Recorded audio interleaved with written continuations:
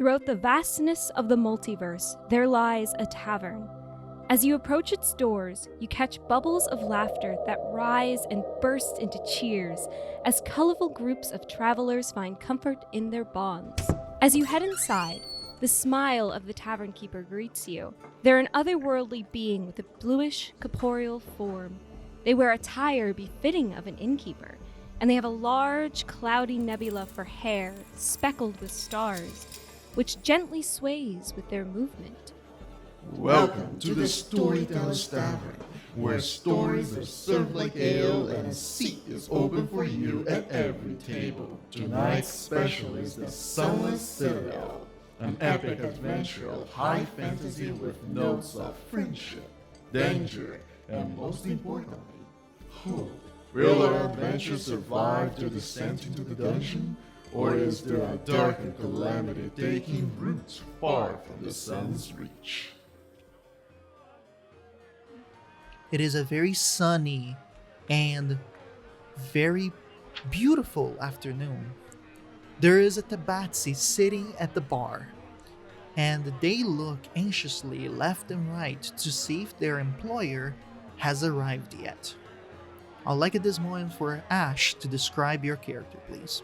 Alright, so Seeker of the Wind is a tall, lean tabaxi, and they appear androgynous. They have very narrow hips. Their fur is black, but their paws up to the elbow type area is a light gray, giving the illusion of them having like permanent gloves. Their eyes are like bright round and lilac. They're very comfortable walking on their hind legs.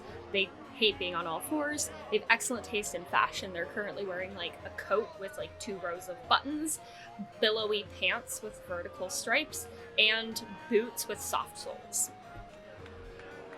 Awesome. And as you're looking about, you take a few moments. You might be even on your second drink by now, as you're waiting, when the door swings open.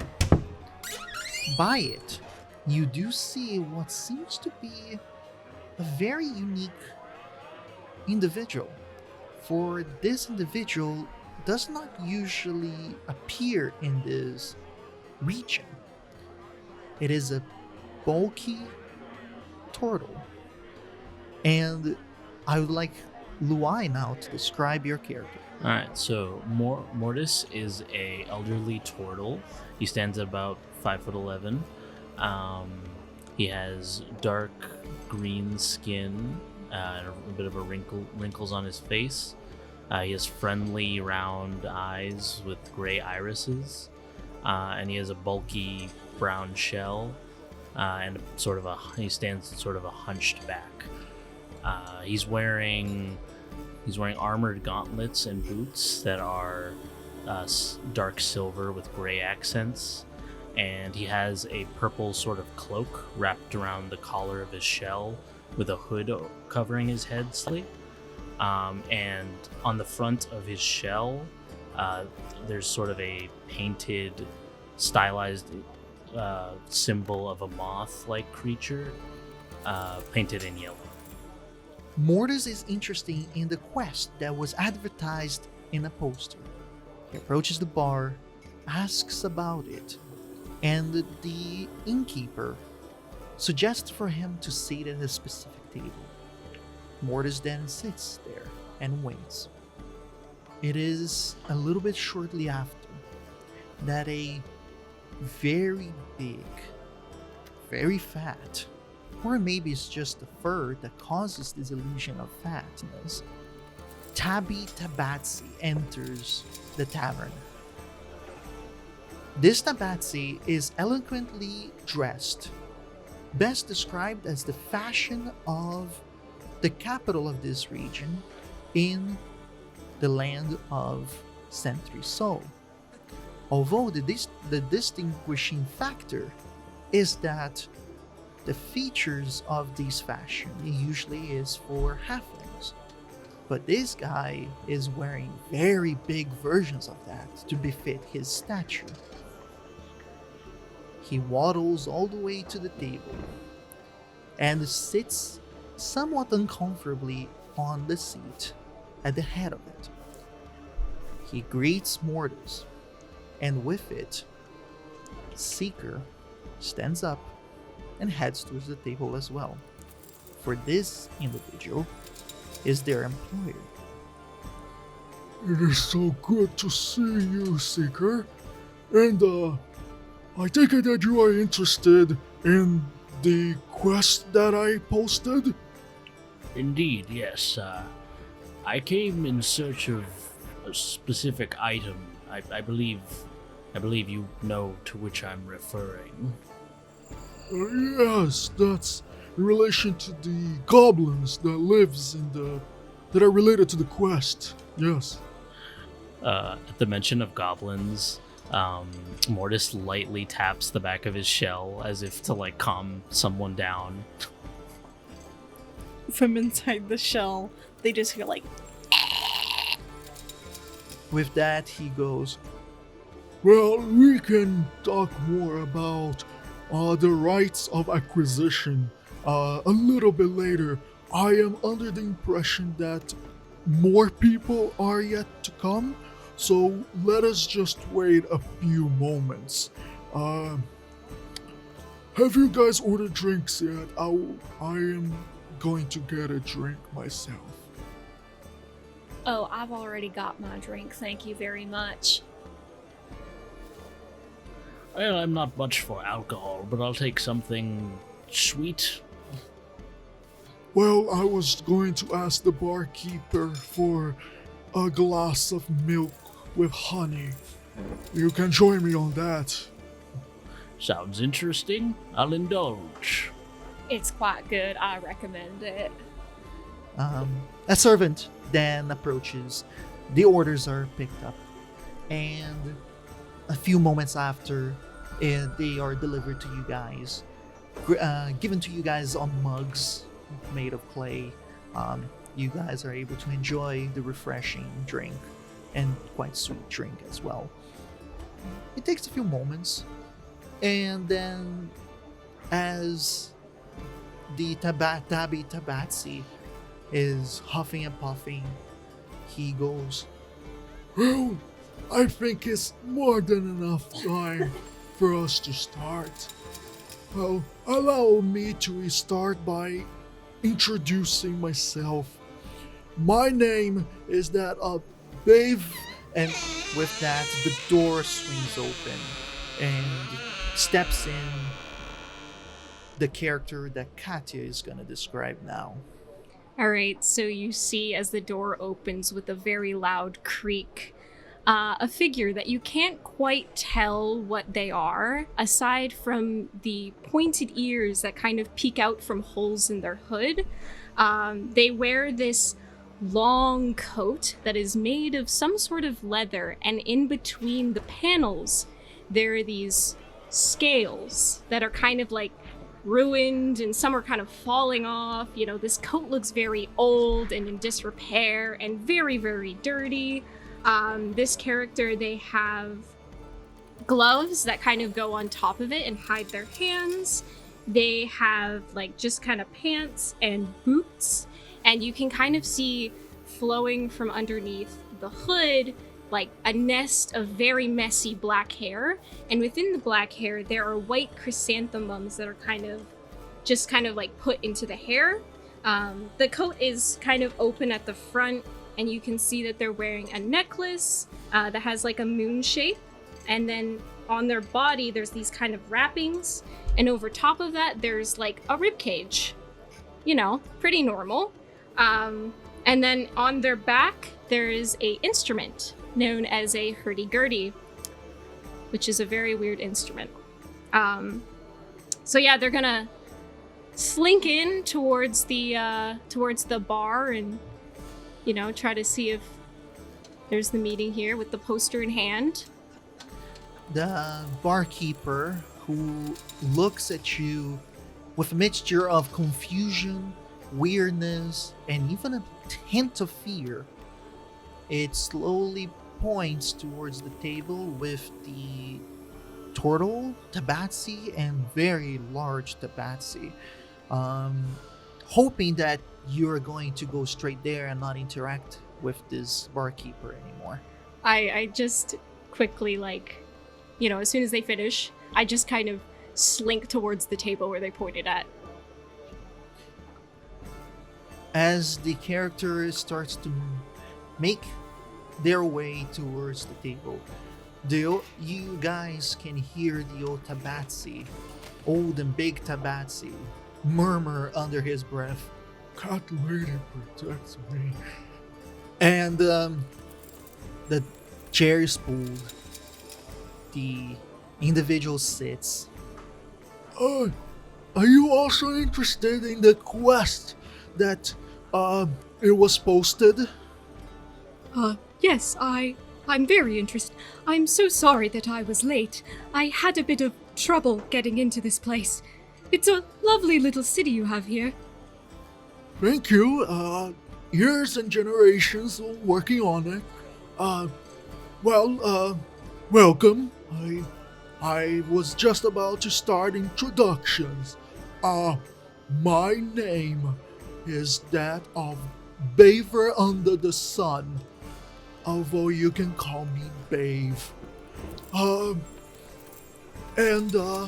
am, I guess, your employer by the means of I am the mayor of Tom's Rest, the village of Tom's Rest, and I am also the one who requested the posts to be made and for people to come in and join. You guys are the first ones, and I don't expect that many more will come, to be honest. I was expecting to have more by now, but you guys seem competent and more than enough for this quest. May I ask for you guys to introduce yourselves as well?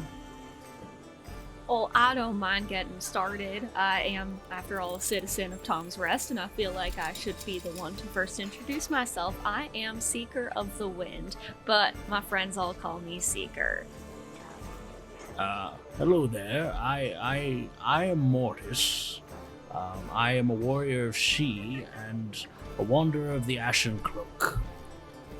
Oh, surprise washes over the face of Bave, and he goes, "I did not know that our postage had gone as far as Lestry, much less attracted the attention of the Order of the Wandering Grey Cloaks. I am surprised. Please, I apologize for my reaction, but I'm happy that you are here." Oh, it's no trouble. I came a long way. And, well, to be honest, I sought it out myself. Oh, now I kind of understand your request about the item in question. And then he directs his attention towards the third member. Yes, my name is Methuselah. I'm a traveling bard. I was with a troupe known as Fool's Fortune, but now I'm just sort of myself. Oh, okay. I unfortunately do not know of a group called Fool's Gold. They must be not of the region, I guess.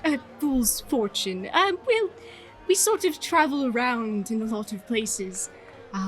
So, you know, we don't spend a lot of time in one place. Indeed, that might be the case. Well, let us not dwindle or lollygag around this. The quest in question is that we require people that are interested and okay with going on the ruins of a old fortress at the border of this land with the neighboring land of Destre.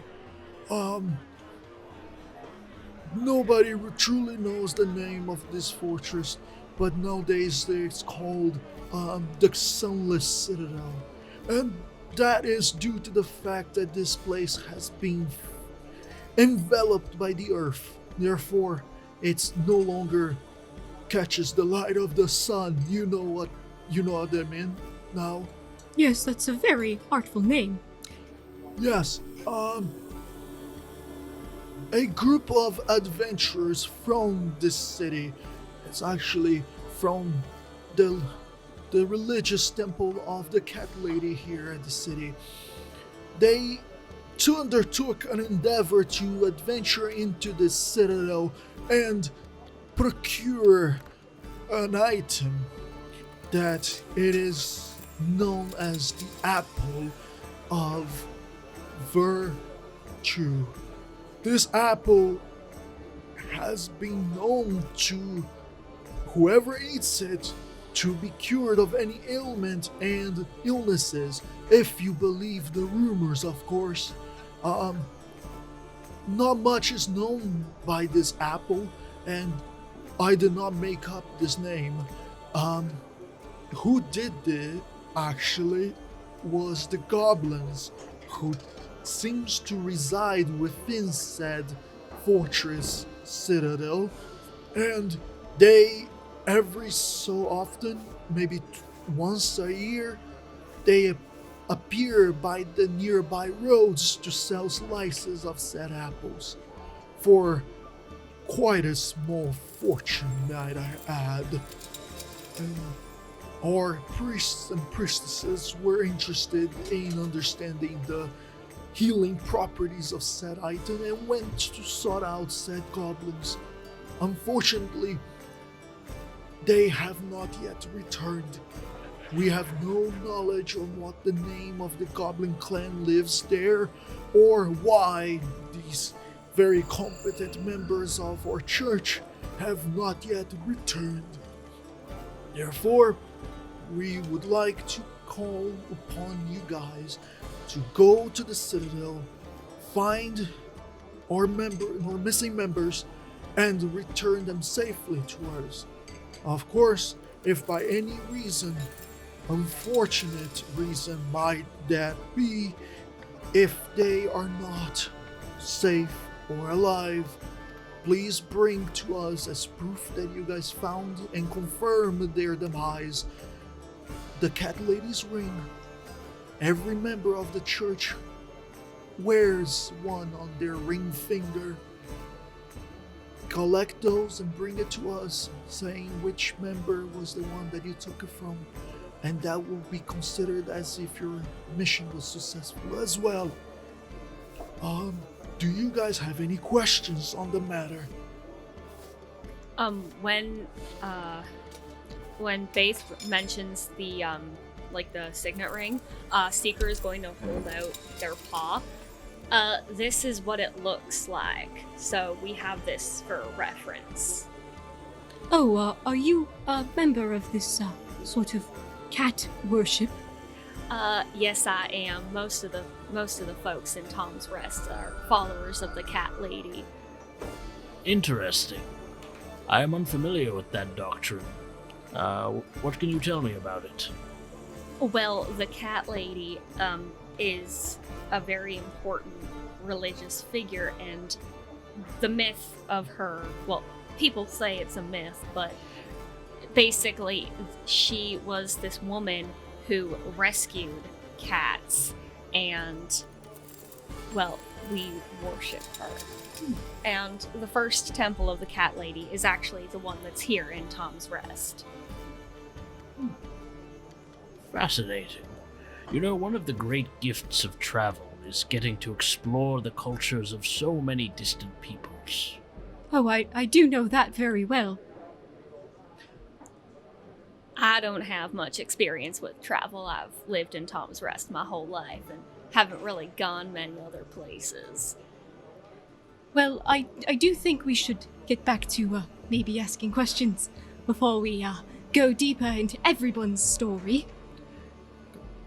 Just for the sake of reference, I will describe to you guys how the ring looks of those who are of the faith of the cat lady. It is a copper-colored ring with an engraving of a ball of yarn on a black background.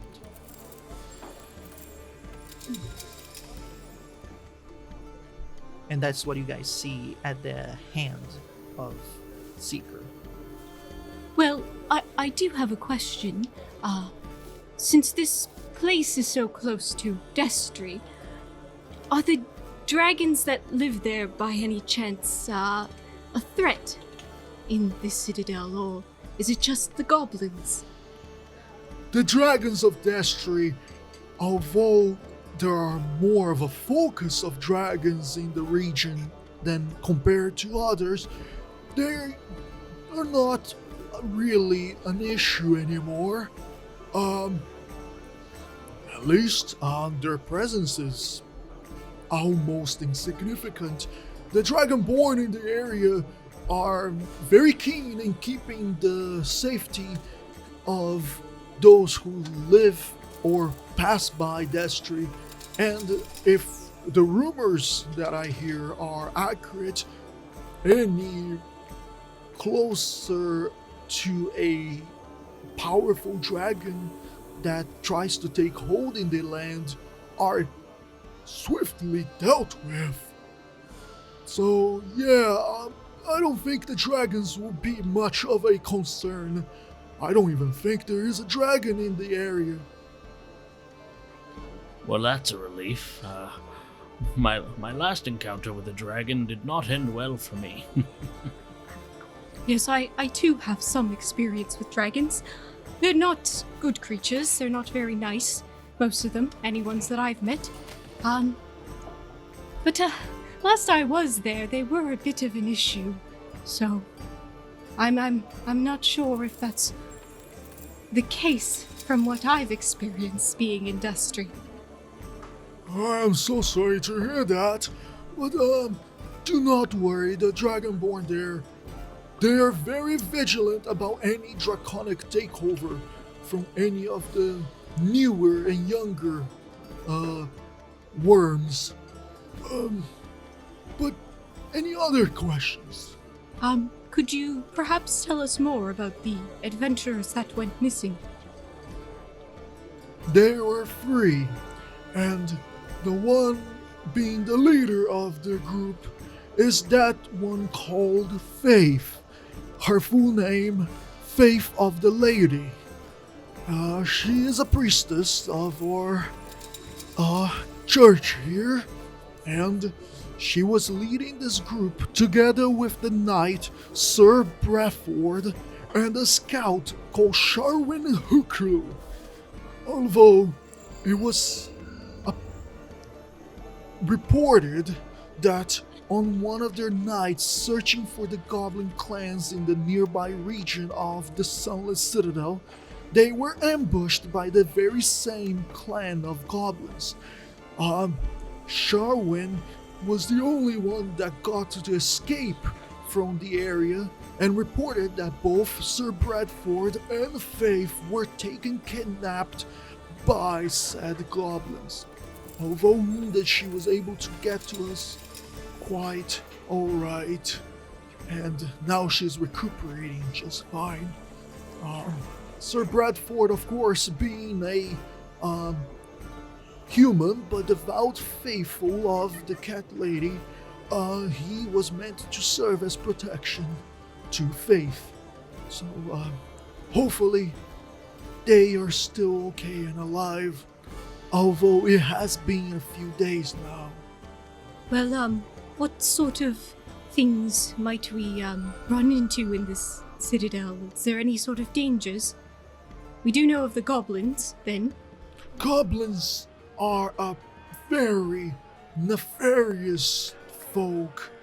Of course, I have heard of rumors about the odd goblin here and there that are actually more civilized, but they are still very animalistic, primal, and ruthless on their evil deeds. Occasionally they are known to kidnap and to enslave those who they are able to take. So hopefully it won't come to that for poor Faith and Sir Bradford. But, well, I would not think too much to imagine that said goblins also have planted traps onto the area of the Sunless Citadel. They are very paranoid folk at that. And that is not yet to consider whatever the Sunless Citadel itself may hold, considering that once it was a fortress of the Draconic Empire long ago. Well, they might still hold the draconic power, or maybe traps to keep their secrets and treasures away from prying and greedy hands. So, expect some sort of self-defensing mechanisms from the land and from the fortress. Aside from that, I cannot imagine so. But maybe random creatures? Scavengers of sorts, such as rats, vultures, if there is such a vulture down there. And then Bath looks to the window as if he expected a bird to be there. Are you alright? Oh, do not worry about me. Birds can be very nefarious too.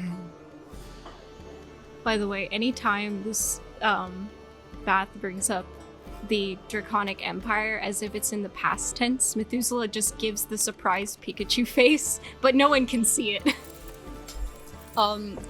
When Bath started bringing up, started mentioning faith, Seeker kind of just, closed in on themselves and just, started, tensing up a little bit. Which you can kind of notice, but, it doesn't necessarily mean anything. He returns his attention towards the table, and Bath then asks, "Any further questions that I can help or provide?" Tell me, my friend, what do you make of this apple of virtue? I hear it's very valuable and rare. Yes, before people of Tom's Rest actually got a hand on one of their slices of the apple, it was rumored to be just a myth, or maybe even some sort of scheme of bandits to attract those that are desperate enough for magical healing. But we ourselves, he pauses a little bit, I have seen the effects of said healing properties, and deemed that it seemed truly magical in its healing. When Bath mentions that he's seen the effects of it, Methuselah kind of perks up a bit, raises their head, and you can kind of make a faint outline of the skull painting on their face, just a bit. They are sold for about each slice 500 gold pieces. And when it has been rumored that when the goblins don't find the negotiations to be on their favor, they either attack or kidnap those who approached them but were cheap into buying the slice of the apple. In my experience, the power over life and death can bring about the worst in any creature. It is a responsibility that should be entrusted to those of virtue, not those of coin. The teachings of the cat lady is of nurture, and healing comes from caring with one another, which is very similar to the teachings of the halfling pantheon as well. I agree to a certain degree on what you say, Sir Mortis, but I guess these goblins don't share the same view. If they treat you hostile when you go rescue our friends and you ask about said apple, you're more than welcome to defend yourself to whatever degree you deem necessary, of course. Rest assured, I will act as the cycle dictates. Understood. He kind of looks anxiously on the table to see if there's any more questions that you guys would have. Well, what sort of equipment would we need to go into this citadel? Being a ruin, I imagine that any of the dwelling types of tools would be very well thought out to help you in this endeavor? Well, I imagine ropes and maybe those 10-foot poles. I don't even know how those work, but I heard that it helps a lot in said dungeon dwelling. For this, And he kind of like opens like one of his very big pockets that he has on his coat, and he brings out a coin pouch and puts it on the table. for this, together with the help of the Cat Lady Temple, I procured enough funds to provide you guys as an advancement.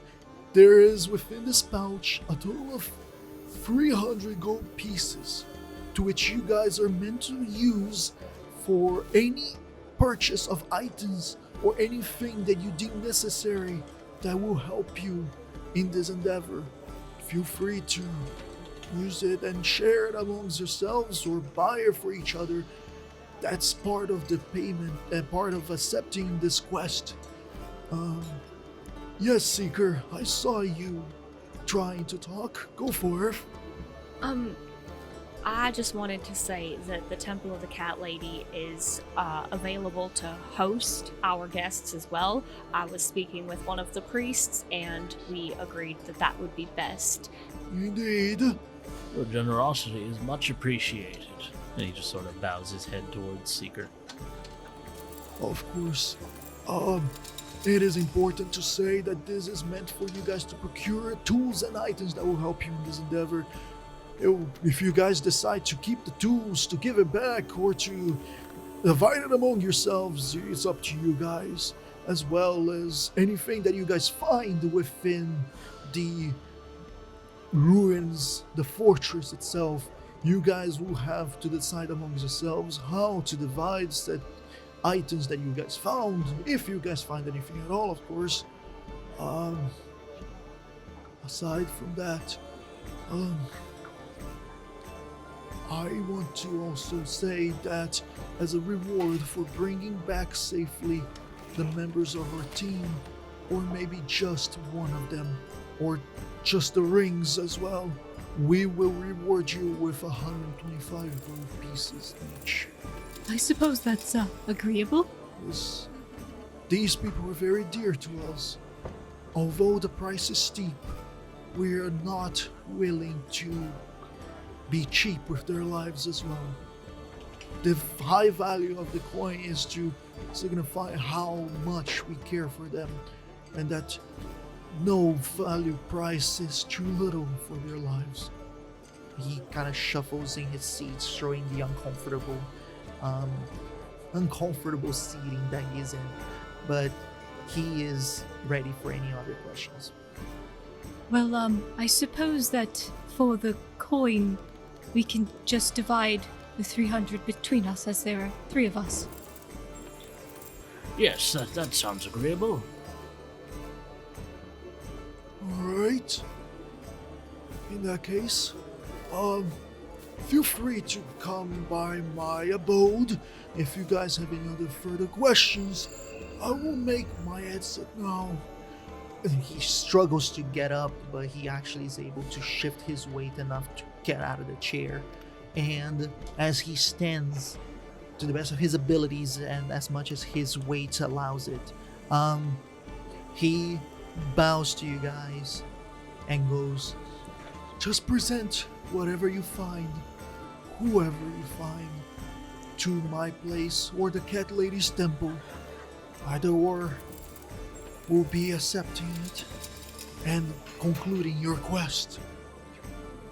Thank you, Mr. Mayor. You have my word that I will do my very best job for our town. I know, Seeker. and he nods, I know. and he shifts and starts to make his way towards the door. Well, shall we go get some supplies? When do we want to leave for this sort of expedition? Well, personally, I'll be ready to leave as soon as possible. But I am an older man, so we can take as much time as we need getting equipment. Well, the town is kind of small, and I know all the best places to go for things. But I do think maybe tomorrow or the day after would be the best time to leave. Well, I suppose for the nature of this sort of quest, time is of the essence, so maybe tomorrow we can leave. Sounds agreeable to me. All right. As you guys then agree, one of you guys collect the coin pouch. Like that, you guys step out, and you guys are greeted with the village of Tomrest. I did not describe it before, but it's important to say that it's actually winter, and it's one of those beautiful winter days where it's sunny out, but there's still snow on the ground, and it's very light snow actually. Snow that doesn't only packs in some points, but not everywhere, and it's very, very beautiful contrast with all the green hues of the grass and the forest nearby, and all the buildings that are made of this wood as well. Like Seeker described, it is a small town, so there's a certain limitation on how much you guys can find. Seeker's specifically looking for things like bedrolls, like torches, and rations. Those things are easily found in the area. So I imagine we're like passing through, at least we're looking for rations. We're passing through like probably a market area, and I imagine both of Mortis and Seeker are looking at like all the food, and then Methuselah's gonna kind of slink between and be like, Well, if you two are looking for food, I do have some extra that I have on me. If you'd like. Is that so? Show us what you have, my friend. I like reach into my coat, and it's just these kind of like probably the equivalent of like army rations that are those stale ass bars that have probably been sitting in my coat for a long time. They're probably good and usable, but they probably taste like cardboard. Mortis is probably just gonna like stare at the rations, and he does that like old man thing where he's like trying to find the words to not offend. And he's like, "Oh, that's very gracious of you, my friend. However, the rations I have with me are adequate." All right. Would you like them, Seeker? Well, you are our guest, and I wouldn't want to put you out. So, as much as I appreciate the offer, I will be declining for now. Thank you. Oh no, I can't eat these because I'm deathly allergic. This would kill me if I opened these. So please take them. I'm gonna offer them to you even more. And Seeker is gonna take them, and they're gonna be like, "Oh, well, thank you very, very much." So, Sorry. Not to be rude, but why is it that you keep food with you that would kill you? I didn't know it at the time, and I sort of just slightly opened one pack, and I got this horrible rash. It's made my skin all pale and terrible. That's why I keep the hood on. You do not want to see the rash under this. I can relate. They really need to get better labels for food these days. I know, it's terrible. Someone could die from this. Yeah, I have allergies too, like that cocoa stuff, and there's this flower. I think it's called a poinsettia. Yeah, I think most Tabaxi are allergic to those things, but While we're still at like just the general store, Mortis is gonna kind of slink away, like not really stealth, but he's just sort of, while he's buying himself a bedroll, he's gonna like subtly grab a second one and pay for it. No worries, 1 gold each. can I sell some things? Sure. I'm gonna sell my bedroll and my water skin. Okay.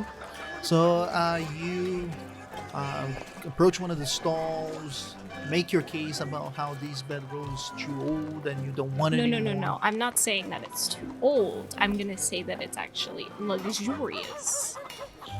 Because the greedy person in me is trying to get this for more. Do a persuasion check. First roll is a persuasion check to sell a bedroll. I love D&D. Oh. Can I ask you to roll with disadvantage? Because if I understand your character correctly, this looks old. You can say it's luxurious, but it looks old. A 10.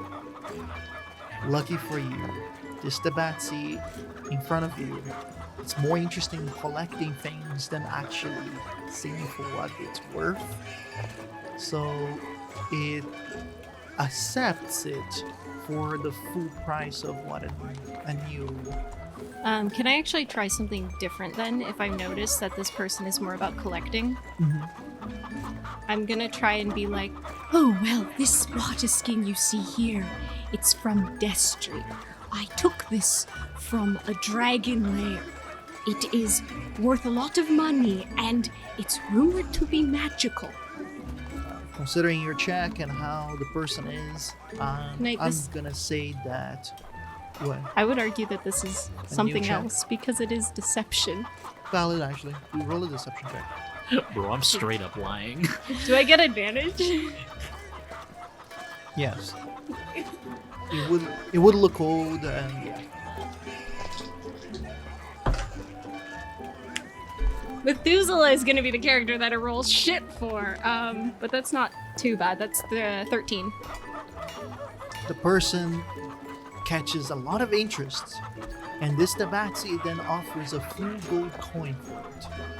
Considering that a new water skin is 2 silver pieces, that's quite a bit of money. Alright. Anything else you guys want? You're choosing? Well, Seeker knows everyone in the town, and they're gonna turn to the Tabaxi that just got the stuff from Methuselah and be like, "Wow, look at that cool stuff you got. That'll be really nice for your water skin collection." One more. And I know the you person can do goes. it. I know you can do it. Meanwhile, everyone else is kind of buying stuff. I would actually like to kind of leave and find a busy spot where there's a lot of people outside and start playing on my instrument to earn some coin. Sure, yeah. Methuselah, roll for me a performance check.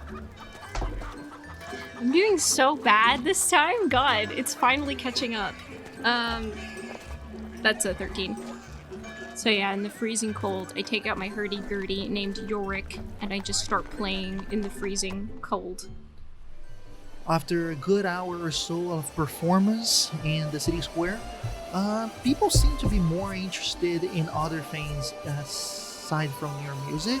They appreciate it as you get glances every so often, and some people smile, some of the kids point at you, but unfortunately, not many people have the initiative to step up and give you some coin. They toss in front of you in the small snow patch in front of you a total of 3 copper pieces and 1 silver piece. And that's like an accumulation of people. It's not one guy gave all that money. Yeah, I figured. Seeker, in trying to make friends, is gonna go to Methuselah and just pass them a gold. I thought your playing was really, really nice. Thank you so much for serenading my town like that. Oh, thank you. Oh, it's so wonderful when people appreciate music. I'm so glad that you enjoyed it. This is something that I love to do dearly. I used to travel across Centri-Sul and perform with my troupe. That sounds like so much fun. It was really wonderful. Now that Methuselah and Seeker have sort of stepped away, Mortis hears a voice in his ear goes, Needs a pointy thing. It needs shooty pointy things. The long sticks with the points at the end of them. Mortis like looks around to make sure there's nobody watching, and then I guess, is there anybody around? Or? It is a semi-busy street, so there is enough people walking by here and there, but you wouldn't say it's crowded. Okay, so like nobody does. He's gonna do like a turtle thing where like he kind of stretches his neck around and like so his mouth is kind of facing the inside of his shell, and then he's like, "Are you talking about arrows, my friend?" Yeah, I use them sometimes to shoot rabbits. Yes, rabbits. Very well, very well. How many do you need? A bundle. It shall be done. So he'll probably buy a bundle. He like shoves them into his. He's just like, be careful back there. The things is the new healing herbs. The things is the thing. The kit, it says. The herbs and the bandages. A healer's kit. Yes. Very well, my friend. I will get us a few. Yes. Did you hear sis what the cat says? He says the goblins are like beasts, and we say you're the cat. Well, you have to remember, my friend, that most people view your kind as lesser, but I, for one, believe that paranoia and even aggression can be born of stigma. The catises lick their butts, but Thorn does not do that. The goblins don't do that. Mortis just pauses. Indeed, my friend. Indeed. And then Thorn goes, butts! And slowly leans back down into the shell. Okay. I don't even know how to get from there. All right, what's next? Seeker's gonna, like, wave Mortis over to where they're standing with Methuselah. Whenever we're ready, the temple has prepared dinner, and we can all eat, and we'll all have beds, and it's just a really nice place that I think y'all will enjoy. Oh yes, I'm very excited to see it. Indeed. Once again, we very much appreciate your hospitality, Seeker. Oh, well, we just try to do our best for those that try to help us out, mutual understanding and friendship. Yes, it's been quite some time since I've been in a village of some sort. I've been on the road for a very, very long time. So it's good to be around people again. Well, shall we be off then? I suppose so. All right, follow me. And Seeker's gonna lead them to the Temple of the Cat Lady. You guys head towards one of the areas, and you guys can see parts of the temple from afar, as it is a very vertical building. You guys can't really make much of it with just pieces here and there, but once you guys get close enough, you guys are able to see this weirdly shaped vertical building full of pillars and weird oval-shaped rooms and structurally very abnormal. It's easily climbable, especially by the Tabaxi, that sometimes they just climb using their claws these pillars to reach specific levels of this temple, and through specific weird positioned doors on the ledges they can just open and enter. And it's they like to jump around, and they have easy access between the levels, as the place is very apt for the Tabaxi to be able to have easy access to any levels. There is a set of double doors that are big enough in the very bottom, enough for anybody who's not as agile as a cat to just enter and be inside of the temple that is called the Cat Castle. So Seeker's gonna bring them inside, and there's probably a priest waiting there, like, to greet guests, I would presume. All right. When you guys enter, You guys are greeted first, actually, by a statue. At the foyer of this cat castle, there is what seems to be a big statue carved out of stone of a angelical human female with robes that drapes over her in this very ceremonial almost appearance as she sits, and on her lap there is a small cat that plays around with whatever it is that she is dangling on top of it. It seems to be a small ring.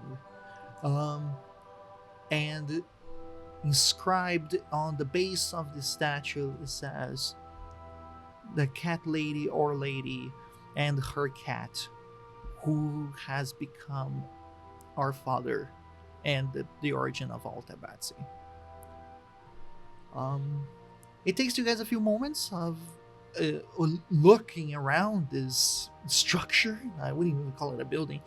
But then a priest of the cat lady comes, a Tabaxi of majority black coat, and one singular white spot on their eye, and they approach to ask you guys if you guys need anything, any help. Howdy, brother. These are the adventurers that will be coming with me to go and retrieve Faith. So, I was speaking with one of the other priests earlier, and we were talking about getting our friends some beds and some nice hot meals, just so that they can rest up and be ready to set out tomorrow with me. Certainly, yes. Of course, donations are always appreciated from the Cat Lady's Temple. The Cat Castle is a very difficult temple to upkeep, therefore, any donations that you guys find in your heart to give to the Cat Lady, you're more than appreciated. We do have rooms with balls of yarn for you guys to appreciate and play in the second level. On the third level, we have spaces for lounging and for sunbathing. On the fourth level, we do have spaces for you guys to sleep. On the fifth level, there is also a place with tables for you guys to eat if you guys like to eat in the open area. We hold ceremony here at the floor, at the ground level, as well as there is rooms for people who cannot climb that yet well up there. And on the sixth level, we have the Chamber of Our Lady and the leader of the Cat Temple. That one usually is off limits, but just know that if you reach all the way to the sixth level, you're gone too far. Yes. I do apologize. Unfortunately, I won't be able to give any sort of donation, as I was horribly robbed on the trip here, so I really don't have much to give outside of, pocket change. Do not worry, my friend. In the eyes of our Cat Lady, Our Lady blesses whoever he needs, and she's welcome anybody who would like a spot. And think of this as her lap. You are more than welcome to play and to rest in the comfort of a safe space. And he bows, and then he heads out. Around what time of day is it at right now? I was imagining around 1 o'clock in the afternoon. Oh, so Mortis is probably just gonna be like, well, I'm a bit tired. I think I'll retire to my room for a little bit. All right, I was thinking of, sort of going where the food is and playing a bit while people are eating. Well, I hope you enjoy yourself. I'll meet you soon. Have a good rest, friend. Mortis hears a voice in his ear quietly go, Asks the cats if they extend their guest welcome to goblins. Mortis is debating in his head, like, should I ask that? He'll kind of usher. He'll usher Seeker aside, be like, I had a question. I was hoping I could ask you in confidence. Well, of course, what can I do for you, my friend? Well, do you recall when we were speaking with the mayor, he was talking a bit about goblins and how they're perceived in these lands? Well, yes, I do remember that. Just hypothetically, your god is one of generosity and hospitality, correct? Very much so, yes. The cat lady is all of that and more. Do you believe that followers of the cat lady would offer generosity to a creature such as a goblin? I do suppose it would depend on the goblin. If the goblin were someone who just had love and kindness and generosity, if they were playful at heart, they would be definitely welcome among us. Those are things we all love here at the temple. Our prayer rooms are those rooms with balls of yarn in them where we play. That is how we show devotion to Our Lady. Well, I am happy to hear that you do not discriminate, my friend. I, for one, am of the belief that all living things are capable of good. Thank you for easing my mind. Absolutely. Anything I can do to make you feel better. I've never met a goblin, but I hope that if I did, they would be someone who loved to play just as much as me. I haven't never met a goblin either, but from what I hear, they can be somewhat misunderstood compared to what everyone else thinks. I agree with you there. Indeed, my friend. And he clasps a hand on Seeker's shoulder. All right. So one is gonna perform in the area with the food. That's, I believe, the third floor. Another. What are you guys are gonna do? Seeker is gonna go to one of the prayer/play rooms and just sort of ask the cat lady to guide them on their journey. Just knowing that it's going to be really difficult for them. Because it's not every day where your temple just has a priestess go missing like that, especially someone as important as Faith is. Mm-hmm. Yeah, you go to the second floor to play with the balls of yarn. What about Mortis? Mortis is gonna, as he said, he's probably just gonna ask the nearest Tabaxi, just would you be able to show me to my room? Most certainly, sir. Follow me. And that's kind of grayish skinned, older Tabaxi that guides you to one of the side chambers of this temple that has rows and rows of beds for people to just lie on. It feels the impression that, for example, if there's a lot of travelers and wanderers and there's not enough inns in this village, this temple equips themselves to be able to prepare for as many visitors as possible. So it's not like an individual room, it's more of just a common sort of... More like a hostel situation more than anything. But it's comfy as hell and there's things to play with. Of course. So is there anyone else, after he thanks the Tabaxi, I assume they leave, is there anyone else in here, or is it just me? At this moment, there might be one or two people, a human sleeping, maybe a Tabaxi just lounging around by one of the chairs or one of the beds, but very minimalistic. He's probably just gonna sort of get himself into a far corner, just as far away from everyone else as he can. He's gonna lean back into his shell and be like, Thorn, are you all right in there? This is the cat's temple sucks. It's hot in here. I want to get out. Well, I suppose we should be able to risk it. Perhaps you could hide behind my cloak or something like that. Goblins should be able to walk around with the cats. Well, the one called Seeker gave me some insights, and I believe that it's possible, but of course, their values are not a monolith. Thorn, it is hungry. Well, I have some rations if you'd like. The cats said that there's a place where you can eat. Well, yes, I was thinking of heading there soon, but I was wondering if you wanted to stretch your legs or anything. Yeah. Was that a yes? He starts crawling out of the shell like a spider. And with that, please would you describe how Thorn looks? All right. So out crawls this emaciated small goblin with just huge orange eyes with yellow irises. He has a short nose that has a wooden hoop piercing on one side, and his blemished olive green skin is pretty dirty.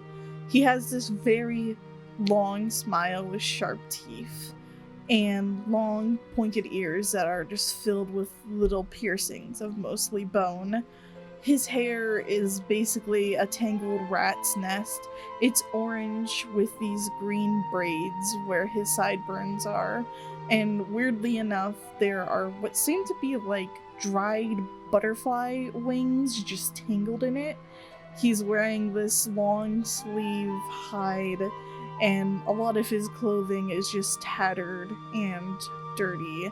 And over his left eye is a fairly long scar. And when he climbs out, he kind of just meekishly stands beside Mortis. There you are. Just beginning to forget what you looked like. Because Mortis is a big dude, I imagine that Thorn is, at the moment, since he just crawled out of like the front of the shell, he's kind of hidden at the moment. So he's gonna like, if I'll tell you this, my friend, if you want to risk walking around, then I will defend you. I swear on my honor. Okay. Well, shall we go get some food then? Yes. Let's be off. And he's gonna slowly turn around and start like walking towards the door with Thorn behind him. I have a question. How tall is Mortis? He's like 5'11". Because Thorn's only 3 foot, so he's probably just like weaving in and out of Mortis's legs as he walks. Like a literal dog. Yes. Sometimes on all fours. I would like Thorn to do a stealth check to make sure that he's discreetly walking and going unnoticed. 10. Considering that you're being helped by the cloak of Mortis, I'll allow you to do advantage, please. Alright. 17. Whenever there is a Tabaxi or another person in the area, you guys make sure to be a little bit more cautious or to cover Thorn as best that it's possibly done. And people are distracted with their own stuff anyway, so you guys are able to go unnoticed to the 5th floor. It's a lot of stairs, but you guys are able to get to the place where all the food is prepared. Currently there is a good stew going on that is being just served as many times as is needed, and there is a good amount of halflings and tabaxis here preparing said foods and just handing it out whenever somebody asks for it. Can I do my performance? Go right ahead. Can I try to tailor my song to be inspired by the cat lady to get advantage? Yes. Thank you, appreciate it. Finally, a good roll. Okay, that's a 25. It is a quite successful performance, as not only the people in the area stopped to hear and shows very good signs of their engagement. They actually started calling people from other areas to actually come in and hear this song. By the end of the tune and the song, people clap standing up, and they provide you the following monetary reward of 22 gold pieces, 8 silver pieces, 3 electrum, and 1 platinum. Damn. Oh my god. Methuselah will really be like, I'm once again asking for money. After they've finished praying, Seeker's gonna come up to the food area, just unfortunately missing Methuselah's performance. And yeah, so their mom works in that area, so they're gonna get their food, they're gonna have a little chat with their mom, they're gonna go back over to Methuselah on the way to a table. My mom said that was a beautiful performance that you just gave. I'm sorry to have missed it. Oh, well, it was heavily inspired by this cat lady of yours. Beautiful, beautiful statue. Oh, yeah, we all love it here. It's it cost a lot of time and effort to make it, and we have it there, and so many people come by to see it. It really is a monument to our cat lady. It is quite the tourist attraction, I'd imagine. Oh, definitely. Like, especially for Tabaxi. Like, a lot of Tabaxi will take a pilgrimage here to see the statue and the first temple of the cat lady as well. I am very curious, though. Do you know how this place came to be, this Tom's Rest? I do know some of the town history, yes. So there was a Tabaxi who was found in a field, and he was adopted by these two halflings, and they became his dads. And he really loved tomatoes, so I don't know if you've noticed, but Tabaxi names are like the something of something, like Seeker of the Wind, Faith of the Lady. So he was Plucker of Tomatoes because he loved tomatoes so much, and he ended up settling here. And so, like, his nickname was Tom, just like I'm called Seeker. And so Tom's Rest, it became a lovely little place, and it's grown since then. I don't remember how long ago that was. As Seeker is kind of like explaining this, like Methuselah just takes out this dusty notebook that when they open it, just like a bunch of dirt and dust falls out of it, and they start like writing on the notebook just down some points, and then as Seeker finishes, Oh my, that's a wonderful story. I have to keep this sort of thing to make songs about it.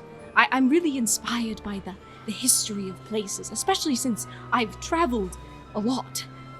And the history tends to be so rich and full of life for most places, I suppose. But again, I've only really been in this small town my whole life. Well, I do recommend that you branch out. I know Destry's a very beautiful place, but it is incredibly dangerous. It's good sightseeing, but you have to look out because, you know, dragons everywhere, and they might kidnap you. And it's not very fun. Yeah, I'd be curious to travel, and I think that I would like to do it and go around and speak to young Tabaxi to sort of teach them and to help them on their way. Not only in following the path that the cat lady has made for each and every one of us, but just in their lives outside of their faith. Well, I know we've just sort of met, but me and my wife, we used to love to sort of travel, and once I'm sort of finished here, I'd like to go back to that. And if you like, you're probably welcome to come along. I'm sure my beloved Crescentha would really like to meet you and to, you know, hear your story. Oh, I'd love to meet her too. She sounds lovely to be married to someone as awesome as you. Oh yes, she's wonderful. The best woman I've ever met. And Seeker's gonna go and sit down and have their food. But it's not actually at a table. They sit on the floor in the corner, just eating like a cat. As a bunch of other Tabaxis do in the area, to be honest. So it's like there is tables, but it's more of an option, more than expected. I'll probably just join Seeker on the ground, but not eat anything. Just kind of like bask in the presence of this kind of area and all of its livelihood. All right. Anything else that you guys would like to do, or just move on? I know Thorn was hungry. He wanted some stew. In that case, you guys arrive at the short end of Methuselah's song, catching just the very last few notes, and notice that they are serving stew to anybody who asks at all times. I imagine while Seeker and Methuselah are having their conversation, Mortis is gonna take Thorn over to the place where they're serving the stew, and he's gonna grab some for both of them. Yep, you're easily able to acquire 2 bowls of soup. They don't even ask. Like their dedication towards giving to people and nurturing people is so intense that you need 2 bowls. 2 bowls it is. Thank you very much. And then he's gonna take the food over. He'll probably look over and spot Seeker and Methuselah. He's gonna start walking towards them. I imagine Thorn is around. Thorn is still like kind of hidden by your cape, walking with you. It is important to say that this place is quite more popular than the bedroom area that you guys were in, so maybe hiding is a good idea. Yeah, he's mostly just like in between his in between Mortis's cape, just kind of staying as hidden as he can. So Mortis is gonna walk over. He's gonna, because he's an old man, he's probably just gonna take a seat at the table next to where Seeker and Methuselah are. Sorry, I'd love to join you on the ground, but my knees aren't exactly what they used to be. Oh, that's quite all right, old friend. Thorn slips under the table. Valid.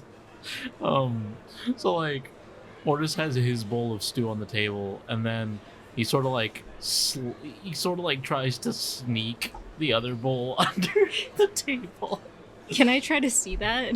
I'd probably do a sleight of hand. Or... Yeah, for Mortis, please do a sleight of hand, and that will be the DC for Katya's perception check. I got a nat 20. Jesus. Yeah, with my modifier, I got a 6. You pass it. It might not have been the most discreet of passes, but it's not like too many people are paying attention on you to begin with. So yeah, you're easily... You don't know how many people noticed that, but if they noticed, they didn't approach you. But the one person who did notice, what does Methuselah do? What are you doing with that bowl there? He kind of just stares blankly for a second. Mortis.exe has stopped working. It is a custom in the doctrine of Shi, when consuming a meal for the first time in a day, one must place a bowl underneath so that all of the spirits can gain sustenance. So, I want Mortis to do a deception check.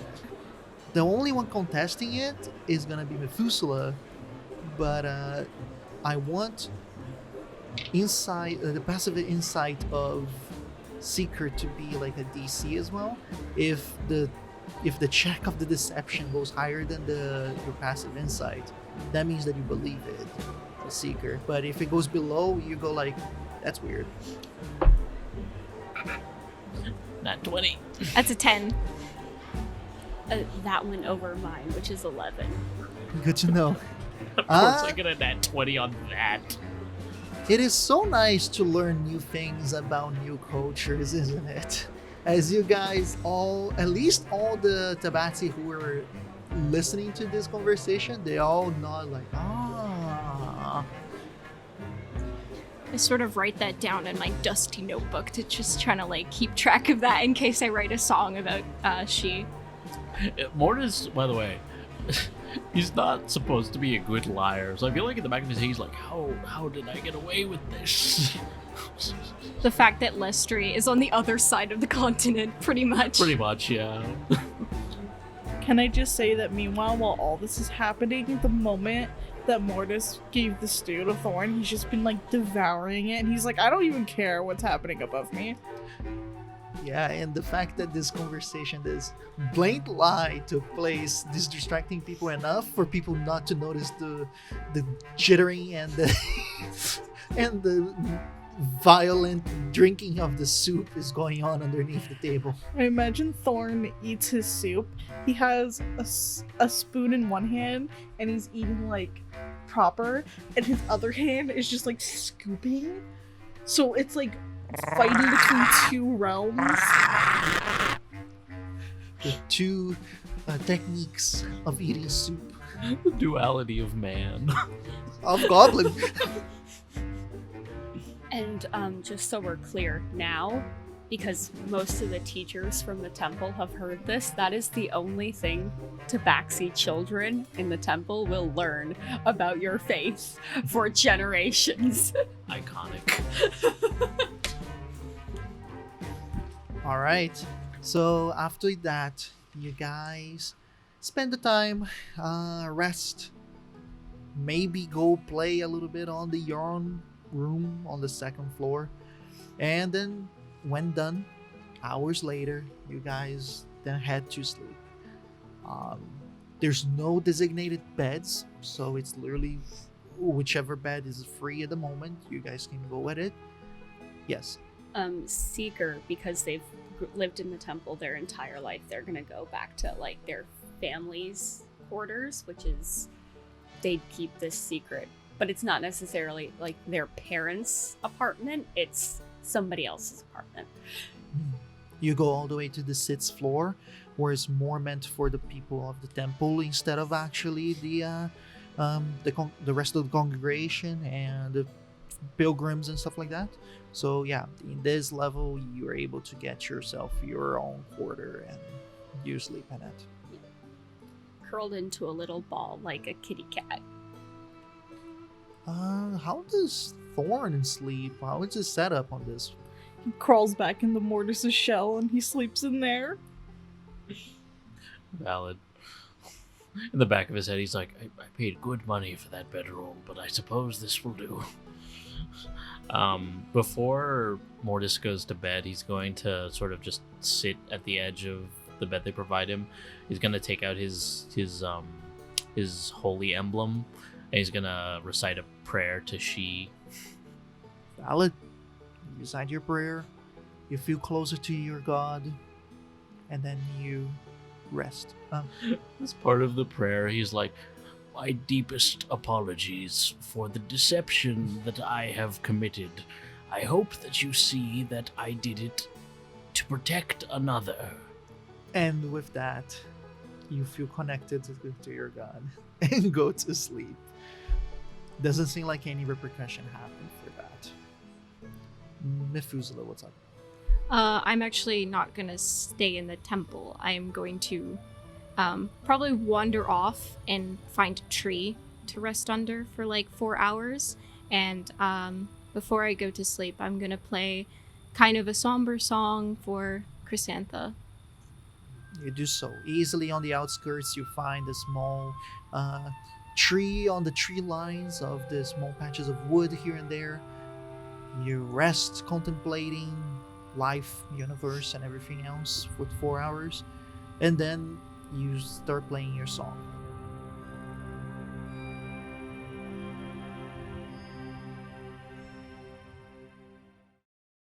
You've reached the end of this episode of the Sunless Citadel. Thank you so much for listening. Subscribe to us on whatever app you use to listen to podcasts, and be sure to catch the next installment of the Sunless Citadel every Thursday at 12 p.m. EST. If you like the show, please consider leaving a review. It's a small way to show your support that goes a long way. To connect with us, follow our social media accounts, and if you'd like to support us, you can head over to our Patreon to join the conversation, view sneak peeks of our next project, and discover our fantastic bonus content. Our intro score was created by Patrick Corton from Off the Beaten Path Musical. The Sunless Citadel can be found in Tales from the Yawning Portal by Wizards of the Coast. The world of Nosso Mondus was created by Pedro Stockler. Thanks again for listening from all of us at the Storyteller's Tavern.